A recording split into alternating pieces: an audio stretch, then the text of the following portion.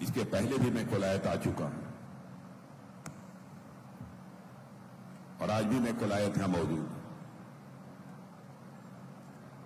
लेकिन मंच के नीचे ही जब मैं था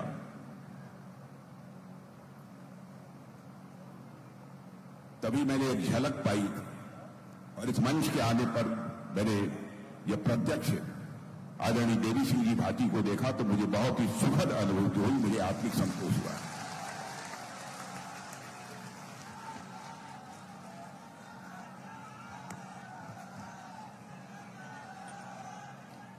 शायद दोनों भाई ठीक है, शायद इन्हें एहसास न हो, इनके साथ मेरा बहुत ही आत्मिक रिश्ता प्रारंभ से ही रहा है। और जब ये हमसे दूर गए थे तो उस समय मुझे बेहद पीड़ा हुई थी, मैं कह नहीं पाया। लेकिन आज वो हमारे बीच में यहां मौजूद हैं। ऐसे क्योंकि मंच पर जितने भी लोग बैठे हैं मैं देख रहा हूं कि आयु की दृष्टि से भी, राजनीतिक आयु की दृष्टि से भी आदरणीय देवी सिंह जी भाटी सबसे बड़े हैं, इसलिए सबसे पहले मैं उन्हीं का नाम ले रहा हूं। हमारे विधायक लूर्ड करण सर, कैबिनेट मंत्री राजस्थान सरकार, हमारे सुमित गोदारा जी, सीआर चौधरी जी, बीकानेर भाजपा संभाग प्रभारी व अध्यक्ष किसान आयोग राजस्थान सरकार, पूर्व कैबिनेट मंत्री श्री हो गया आदरणीय देवी सिंह जी भाटी का नाम लिखा है, विश्वनाथ जी मेघवाल विधायक, श्री ताराचंद जी सारस्वत विधायक, श्री अंशुमान सिंह भाटी। अंशुमान सिंह पहली बार आपको बोलते हुए मैंने सुना है, अच्छा बोलते हो। व्यास विधायक, सुश्री सिद्धि कुमारी विधायक बीकानेर, श्रीमती सुशीला राजपुरोहित महापौर, सुशीला जी संचालन कर रही हैं, सत्यप्रकाश जी आचार्य संयोजक लोकसभा बीकानेर, जालम सिंह जी भाटी जिलाध्यक्ष, रामगोपाल सुथार अध्यक्ष विश्वकर्मा कल्याण बोर्ड, श्री राजेंद्र नायक, शंपालाल गेडर और श्रीमती संतोष बावरी, जुगल किशोर लाल और इस सभा में मौजूद मेरे सभी सम्मानित बहनों एवं भाइयों, लंबे अरसे के बाद आप सबके बीच मैं आया हूं। आप लोगों ने तालियां बजाकर, फूलों की हार पहनाकर और शब्दों के माध्यम से मेरा स्वागत किया है। आप जानते हैं भारत की परंपरा है और शिष्टाचार का तकाजा भी है। स्वागत, अभिनंदन और सलाम दुआ कभी एक तरफा नहीं होना चाहिए, इसलिए मैं भी अपनी तरफ से शीश झुकाकर आप सभी बहनों भाइयों का हार्दिक अभिनंदन करता हूं, आप सभी का मैं स्वागत करता हूं। यह कोलायत की धरती है, इसके इतिहास से मैं अच्छी तरह परिचित हूं और मैं कह सकता हूं यह मां करणी की भी यह पावन धरती है। श्री कोलायत सांख्य दर्शन की प्रेरणा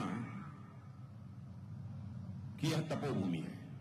मैं ऐसी पावन भूमि को पुनः शीश झुकाकर हृदय की गहराइयों से प्रणाम करता हूं। आज यदि आपके बीच में आया हूं तो अर्जुन राम जी मेघवाल के लिए आया हूं। अर्जुन राम जी मेघवाल लगातार 15 वर्षों से आपका प्रतिनिधित्व कर रहे हैं। संसद में वह किस प्रकार की अपनी भूमिका निभाते हैं यह भी मुझे बतलाने की आवश्यकता नहीं है। बहुत सोच समझकर ही हमारे प्रधानमंत्री ने इन्हें संसदीय कार्य मंत्री की जिम्मेदारी सौंपी है, इसलिए संसदीय कार्य मंत्रालय की जिम्मेदारी भी इन्हें सौंपी गई है। अन्य जिम्मेदारियां भी हैं, हमारे देश के लॉ मिनिस्टर हैं, कानून मंत्री भी हैं, लेकिन संसदीय कार्य मंत्री की चर्चा मैं क्यों कर रहा हूं? संसदीय कार्य मंत्री ऐसा होना चाहिए, यदि कोई विपक्ष का यदि नाराज भी हो गया और संसदीय कार्य मंत्री एक बार उसके सामने खड़ा हो जाए, एक बार नाराज विपक्ष की भी पलक नीचे झुक जाए, ऐसा ही संसदीय कार्य मंत्री होना चाहिए। और यह कला मैंने देखा है कि हमारे अर्जुन राम जी मेघवाल के अंदर है। संसद में भी इन्हें सांसद रत्न अवार्ड प्राप्त हुआ। आप सब सौभाग्यशाली हैं। इन्हें सांसद महारत्न अवार्ड भी प्राप्त हुआ है। और संसद में साइकिल से जाने वाले सांसद यदि कोई है तो आपके सांसद अर्जुन मेघवाल जी। और प्राय हर चुनाव में आता हूं, लेकिन पहले जब मैं आया था, आज जब मैं आया हूं, जमीन आसमान का मुझे अंतर दिखाई दे रहा है। मुझे आनंद की अनुभूति हो रही है। और यह माहौल देखने के बाद मुझे लगता है कि मुझे कुछ ज्यादा बोलने की आवश्यकता नहीं। मैं इनसे जानकारी हासिल कर रहा था कि कांग्रेस के प्रत्याशी कौन है, तो उन्होंने कांग्रेस के प्रत्याशी का नाम बताया।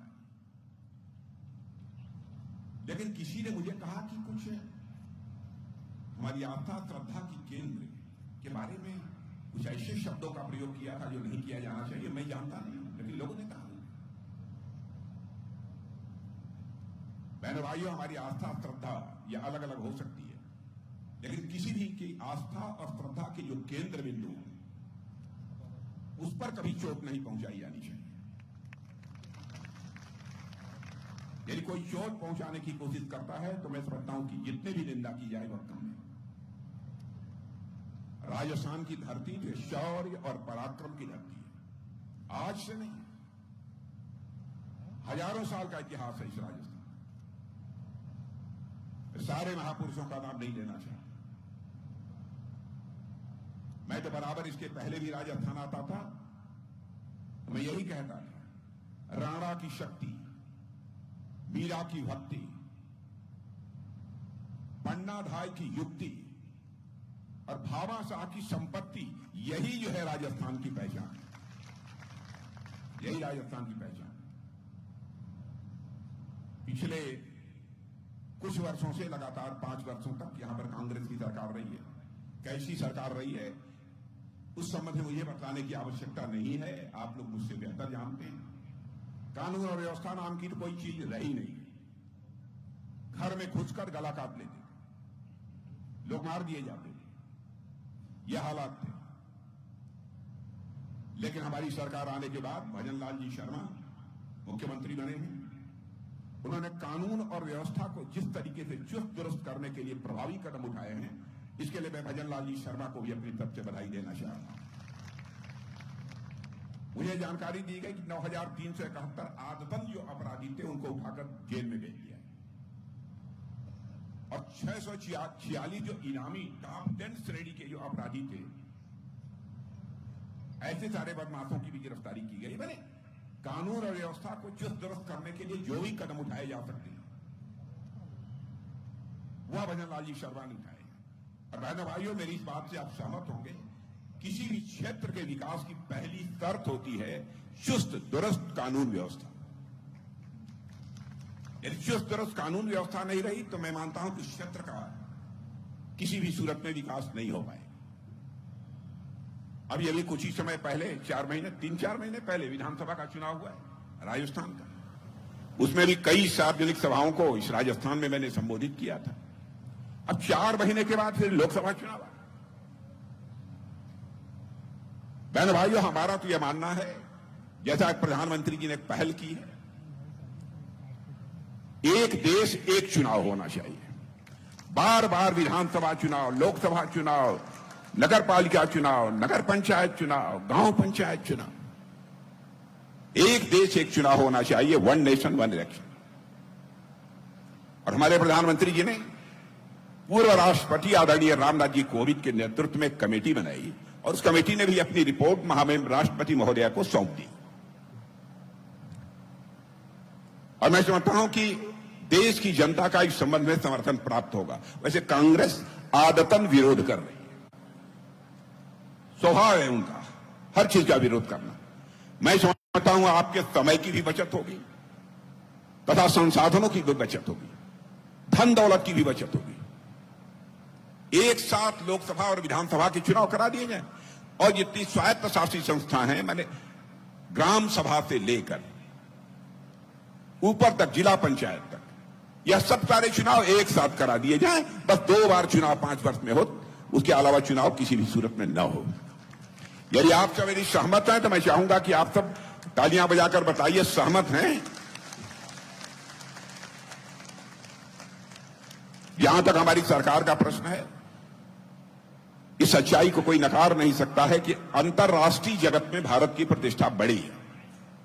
बहनों भाइयों, पहले भी मैं विदेशों में जाता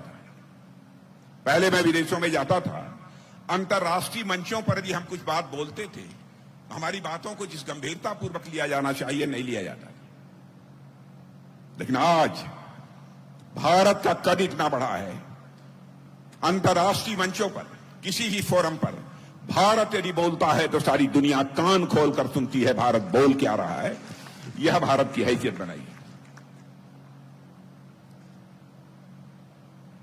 और इतना ही नहीं, भारत को बड़ी आशा और विश्वास के नजरिए से सारी दुनिया देख रही है। दुनिया के राष्ट्राध्यक्ष भी कहते हैं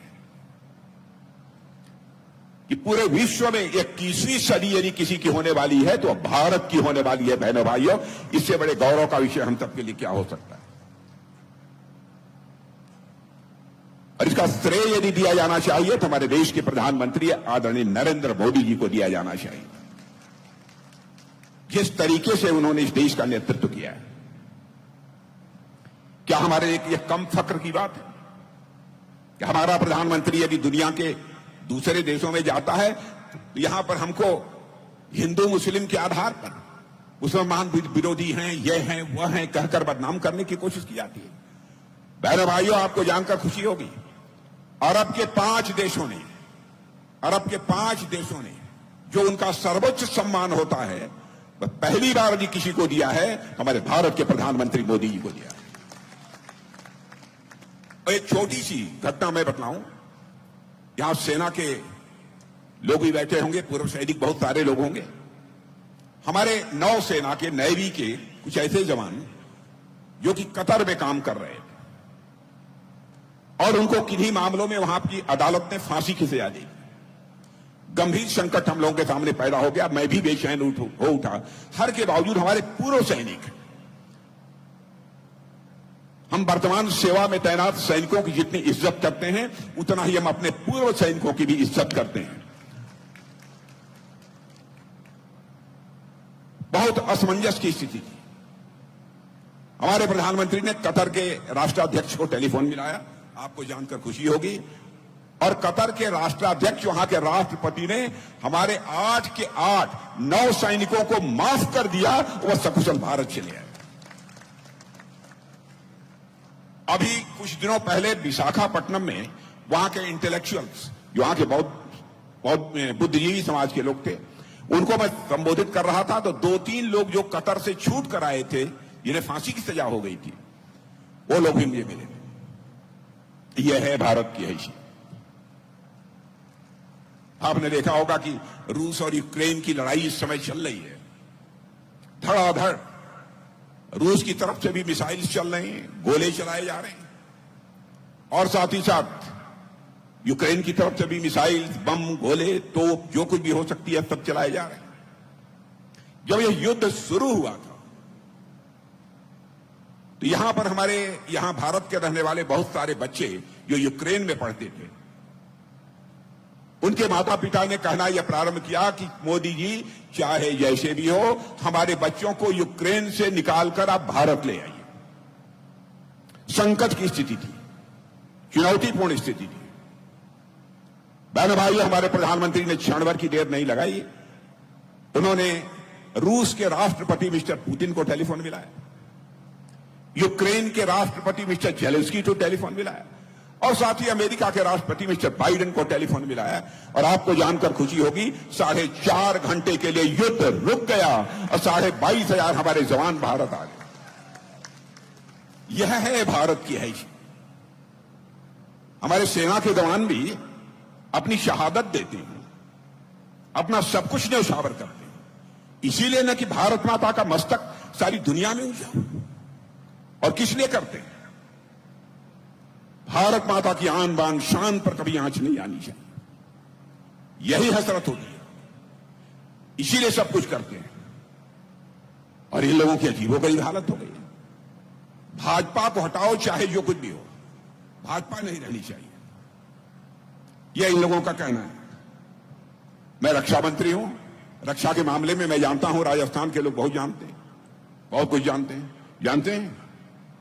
यहां जो तोप, गोले, बारूद, मिसाइल पहले हम दुनिया के दूसरे देशों से खरीद कर लाते थे, माने आयात होता था, इंपोर्ट होता था। हमारे प्रधानमंत्री ने फैसला किया कि नहीं, भारत इन मामलों में भी आत्मनिर्भर बनना चाहिए। बहनों भाइयों, 2014 में जब हम लोगों की बनी थी, उस समय केवल 600 करोड़ रुपए का सामान हम दुनिया के दूसरे देशों को एक्सपोर्ट कर पाते थे। अब 600 करोड़ कुछ नहीं होता। आपको जानकर यह खुशी होगी कि 10 वर्षों के अंदर ही वह करिश्मा हो गया है।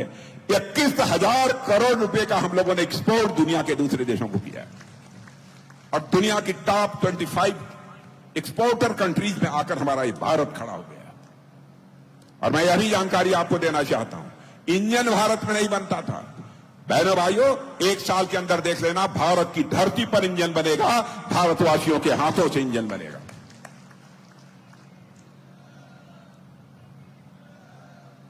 लेकिन मुझे तकलीफ होती है कभी कभी, और मैं सच बताऊं, मुझे हार्दिक पीड़ा होती है कभी कभी। जो हमारी सर्जिकल स्ट्राइक होती है, मैं उसमें गृह मंत्री था इस देश का। सर्जिकल स्ट्राइक होती है, एयर स्ट्राइक होती है, हम घुसकर मारते हैं। ये कांग्रेस के लोग उस पर सवालिया निशान खड़ा करते हैं।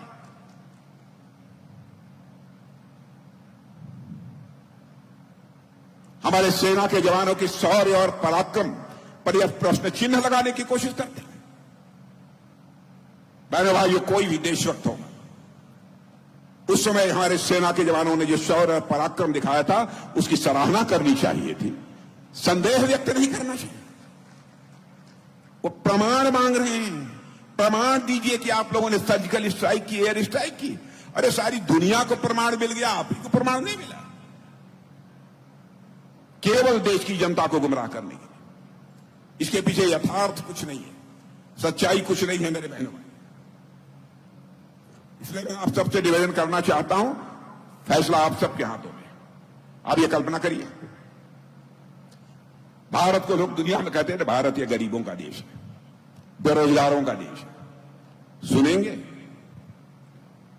2014 में जब हम लोगों की सरकार बनी थी, धन दौलत, इकोनॉमी, अर्थव्यवस्था के आकार के मामले में यह भारत दुनिया में 11वें स्थान पर खड़ा था।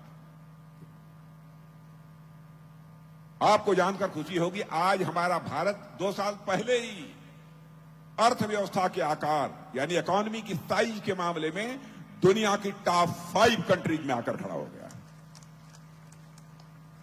दुनिया के 5 देशों की कतार में आकर खड़ा। और आज मैं कहकर जा रहा हूं, अब मैं ही नहीं कह रहा हूं, दुनिया की फाइनेंशियल फर्म जो कि आर्थिक मामलों की समय समय पर समीक्षा करती रहती हैं, रिपोर्ट देती रहती हैं, उन फाइनेंशियल फर्म ने कहा है अब वह दिन दूर नहीं है कि 2027 प्रारंभ होते होते ही भारत दुनिया की टॉप 3 कंट्रीज में आकर खड़ा हो जाएगा मेरे बहनों। अमेरिका होगा, चाइना होगा, उसके बाद दुनिया में कोई देश होगा तो उस देश का नाम होगा भारत। यह भारत की हैसियत सारी दुनिया में बनी है। बराबर पहले घोटाले पर घोटाले। और ये कांग्रेस के लोग कहते हैं कि भ्रष्टाचार पर इन्होंने रोक नहीं लगाई। बहनों भाइयों, अपने कलेजे पर हाथ रखकर खुद से यह सवाल पूछिएगा, जब भी कांग्रेस की सरकार रही है, कभी जीप घोटाला, कभी चीनी घोटाला, कभी कुछ घोटाला, कभी 2G घोटाला, कोई न कोई घोटाला बराबर हुआ। यहां तक कि कांग्रेस के मंत्रियों को जेल की हवा खानी पड़ी। क्या कोई मां का लाल यह कह सकता है कि 10 वर्ष हो गए मोदी जी के नेतृत्व में सरकार चलते हुए, भारत ही नहीं दुनिया का कोई व्यक्ति उंगली उठाकर हमारी सरकार के ऊपर भ्रष्टाचार का आरोप नहीं लगा पाया है मेरे बहनों भाई। और कांग्रेस के मंत्रियों को, कांग्रेस की सरकार थी, कांग्रेस के मंत्रियों को 2G घोटाले में जेल की हवा खानी पड़ी। आप कल्पना करिए, और ये हमको भ्रष्टाचार की पाठ पढ़ा रहे हैं। मैं याद दिलाना चाहता हूं, राजीव गांधी जी भारत के प्रधानमंत्री थे। जानते हैं उन्होंने क्या कहा था? उन्होंने कहा, मैं उनकी नीयत पर संदेह नहीं करना चाहता। मैं किसी भी प्रधानमंत्री की, चाहे दूसरे पार्टी का प्रधानमंत्री क्यों न हो, मैं कभी आलोचना नहीं करता, क्योंकि मैं यह मानता हूं प्रधानमंत्री व्यक्ति नहीं होता है, प्रधानमंत्री संस्था होता है। प्रधानमंत्री इंडिविजुअल नहीं है, इंस्टीट्यूशन होता है। इसलिए मैं राजीव गांधी की आलोचना नहीं कर रहा हूं, लेकिन मजबूरी जाहिर करते हुए उन्होंने कहा कि मैं क्या करूं, मैं 100 पैसा ऊपर से भेजता हूं, लेकिन नीचे पहुंचते पहुंचते मुश्किल 14 पैसा लोगों की जेबों में पहुंच पाता है। ये राजीव गांधी ने कहा था, मैं नहीं कह रहा। असहाय थे, प्रधानमंत्री रहते, लेकिन उस चुनौती को पहली बार जी किसी ने स्वीकार किया था, हमारे प्रधानमंत्री ने। और सरकार बनने के साथ ही मुझे याद है, जब पहली मीटिंग थी 2014 में, सरकार बनी थी, प्रधानमंत्री जी थे और मैं था, 2 लोग केवल इस बैठक में मौजूद थे और सारे अधिकारी बैठे थे। मैंने स्वयं पूछा, मोदी जी ये बताइए कि ये खाता सबका खुलवा रहे हैं, क्या होगा? कह राजनाथ जी बाद में बतलाएंगे, इस बैठक के बाद करिश्माई काम हो। मुझे कल्पना नहीं थी, सबके खाते खुल गए। अब दिल्ली की बैंकों से 100 पैसा यदि निकलता है तो 100 का 100 पैसा आपकी जेबों में पहुंचता है। बहनों भाइयों, 1 पैसा भी भ्रष्टाचार की भेंट नहीं चढ़ने पाता। भ्रष्टाचार केवल भाषण देकर नहीं समाप्त किया जा सकता। भ्रष्टाचार को यदि समाप्त करना है तो सिस्टम में बदलाव लाना पड़ेगा, व्यवस्था में बदलाव लानी पड़ेगी, तब जाकर भ्रष्टाचार समाप्त होगा। कई ऐसे कदम, अब कोरोना के दौरान जो स्थिति पैदा हुई थी, दुनिया के हर देश, आप ये कल्पना करिए, दुनिया का अकेला देश भारत है जहां पर कि नागरिकों को 3-3 कोरोना की डोज लग गई। वैक्सीन की, कोरोना वैक्सीन की डोज 3-3 लग गई। अमेरिका जैसे देशों में भी बहनों भाइयों हर नागरिक को 3 डोज कोरोना की नहीं लग पाई है, वैक्सीन की। हम भारत को उन्नत शिखर पर ले जाना चाहते हैं, ये हमारे दिल की एक तड़प है, और जो कहेंगे वह करेंगे। हमारे घोषणा पत्र को उठाकर देख लीजिए, जो हम लोगों ने कहा वो हम लोगों ने किया। धारा 370 समाप्त करने की बात हम लोगों ने कही थी, संसद के दोनों सदनों में बहुमत मिला, चुटकी बजाकर हम लोगों ने धारा 370 को समाप्त किया। हमने कहा था 3 तलाक की प्रथा को समाप्त करेंगे, बहुमत मिला, चुटकी बजाकर 3 तलाक की प्रथा को समाप्त कर। बहनों भाइयों, चाहे हिंदू की, मुसलमान की, ईसाई की, पारसी की, यहूदी की, या दुनिया में कोई भी मां बहन क्यों न हो, किसी जाति और किसी धर्म की क्यों न हो, हम उसको मां बहन ही मानते हैं। यह हमारी सोच है। हमने यह नहीं देखा कि हम किस धर्म के लोगों के लिए कर रहे हैं। हमको लगा ये जुल्म हो रहा है हमारी उन बहनों के साथ जो केवल शादी हो जाने के बाद 3 बार तलाक तलाक तलाक बोलकर छुट्टी कर दी है। 3 तलाक के कानून को समाप्त कर दिया। जो हम कहेंगे वह करेंगे, और आज कहकर जा रहा हूं, भारत को हम बुलंदियों तक ले जाएंगे। बहनों भाइयों, भारत जाकर रहेगा। मोदी जी का हौसला देखिए। कभी कभी मैं बैठता हूं तो मैं कहता हूं, कहां से आपको इतनी ऊर्जा आती है? सारा 24 घंटे देश कैसे आगे बढ़ेगा, हम रहें न रहें, यह देश रहना चाहिए। यह हसरत यदि किसी के अंदर है तो हमारे प्रधानमंत्री के अंदर।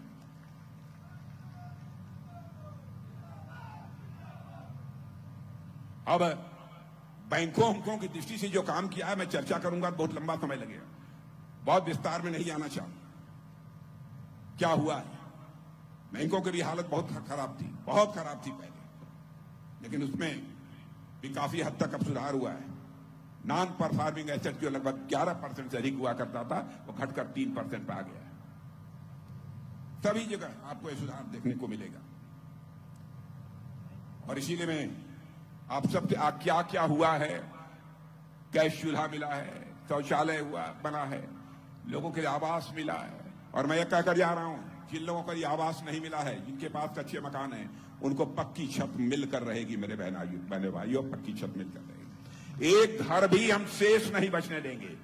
राजस्थान की अपनी माताओं बहनों को भी घड़े पर घड़ा पानी से भरकर घर ले जाने की जहमत उठानी पड़ती थी। भारतीय जनता पार्टी की सरकार इसको नहीं होने देगी।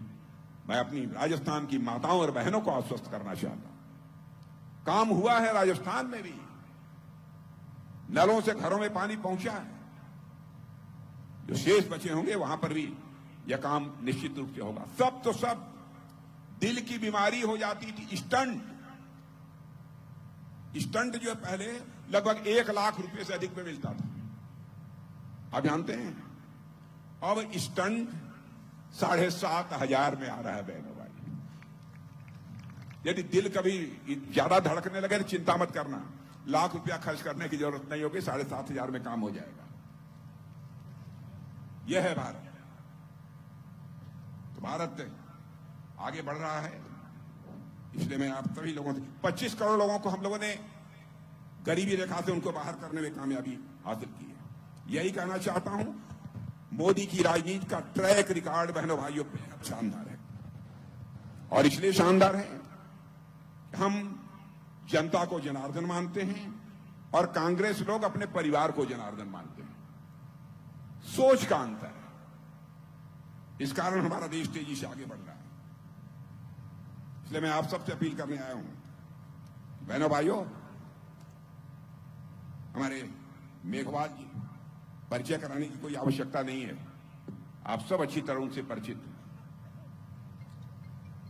एक बार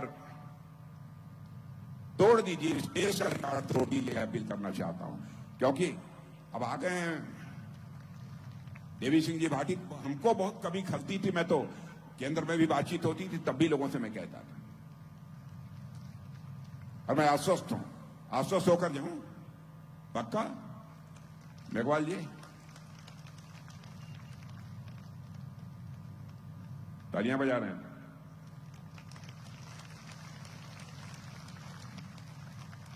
बहनों भाइयों, आप सबसे मिलकर बहुत खुशी हुई।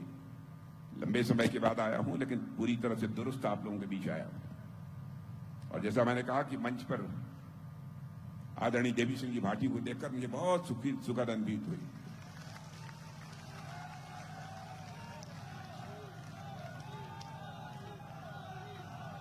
और अंशुमान को मैंने देखा, जितने लोग खड़े थे सबसे लंबा कोई था तो अंशुमान भाटी।